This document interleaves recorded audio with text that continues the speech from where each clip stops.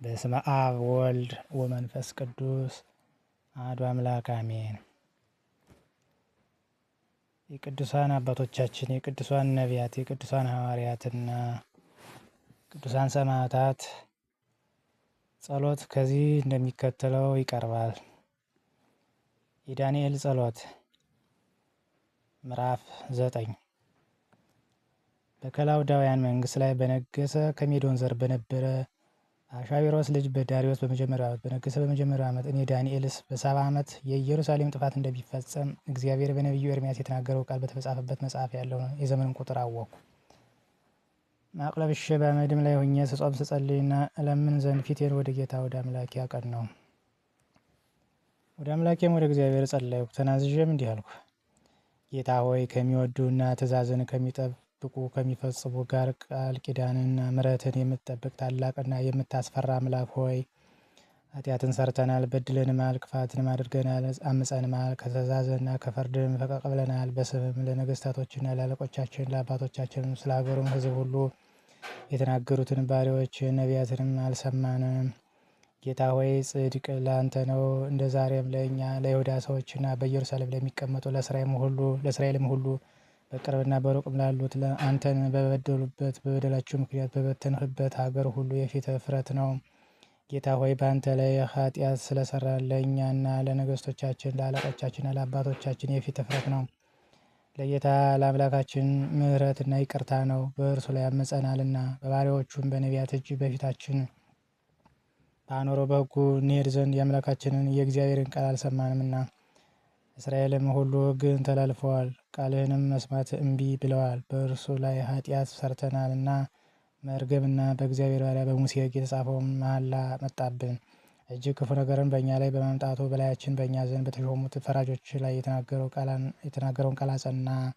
በኢየሩሳሌም ላይ እንደተደረገው ያለ ነገር ከቶ ከሰማይ ሁሉ በታች አልተደረገም። በሙሴ ሕግ እንደተጻፈ የክፉ ነገር ሁሉ መጣብን። ከኃጢአታችን እንመለስ፣ እውነትህንም እናስብ ዘንድ ወደ አምላካችን ወደ እግዚአብሔር ፊት አልለመንም። ስለዚህም እግዚአብሔር ክፉ ነገርን በእኛ ላይ ፈጥኖ አመጣ። አምላካችን እግዚአብሔር በሚሰራው ስራ ሁሉ ጻድቅ ነውና እኛም ቃሉን አልሰማንምና። አሁንም ሕዝብህን ከግብፅ ምድር በበረታች እጅ ያወጣህ እንደ ዛሬም ቀን ስምን ለአንተ ያደረግ ጌታ አምላካችን ሆይ ኃጢአትን ሰርተናል፣ ክፋትንም አድርገናል። ጌታ ሆይ በፍጹም ቸርነትህ ቁጣና መቅሰፍትን ከከተማ ከኢየሩሳሌምና ከተቀደሰው ተራራህ መልስ። ስለ ኃጢአታችንና ስለ አባቶቻችን በደል ኢየሩሳሌምና ሕዝብ በዙሪያችን ላሉት ሁሉ መሰደቢያ ሆነዋልና። አሁንም አምላካችን ሆይ የባሪያን ጸሎትና ልመናውን ስማ። ጌታ ሆይ በፈረሰው መቅደስ ላይ ስለ አንተ ስትል ፊትህን አብራ። አምላኬ ሆይ በፊትህ የምንለምን ስለ ብዙ ምሕረት ነው እንጂ ስለ ጽድቃችን አይደለምና ጆሮህን አዘንብለህ ስማ። ዓይንንም ገልጠ ጥፋታችንና ስምህ የተጠራባትን ከተማ ተመልከት። አቤቱ ስማ፣ አቤቱ ይቅር በል፣ አቤቱ አድምጥና አድርግ። አምላኬ ሆይ ስምህ በከተማና በሕዝብ ላይ ተጠርቷልና ስለ ራስህ አትዘግይ። እኔም ገና ስናገርና ስጸልይ በኃጢአቴና በእስራኤልም ኃጢአት ስናዘዝ በአምላኬም በእግዚአብሔር ፊት ስለተቀደሰው ስለ አምላኬ ተራራ ይቅርታን ስጠይቅ ገናም በጸሎት ስናገር አስቀድሜ በራእይ አይቼው የነበረው ሰው ገብርኤል እነሆ እየበረረ መጣ። በማታም መስዋዕት ጊዜ ዳሰሰኝ፣ አስተማረኝም፣ ተናገረኝም እንዲህም አለ።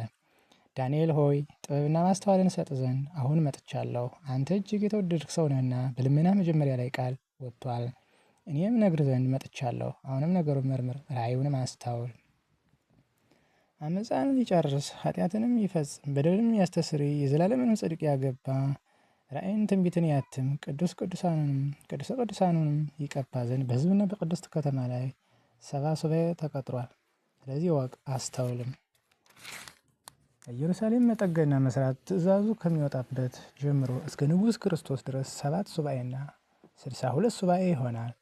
ጎዳናዋና ቅጥሯ ተመልሶ ይሰራል፣ ጊዜውም ይፈጸማል። ከ62 ሱባዔ በኋላ መሲህ ይገደላል፣ በእርሱም ዘንድ ፍትህ የለም። ከሚመጣውም አለቃ ጋር ከተማይቱንና መቅደሱን ያጠፋል።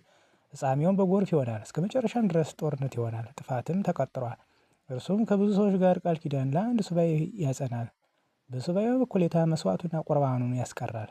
በቤተ መቅደስም የጥፋት ርኩሰት ይሆናል። እስከ ዘመኑ ፍጻሜ የጥፋት መጨረሻ ይሆናል። አሜን። የገብርኤል ቃል ለዳንኤል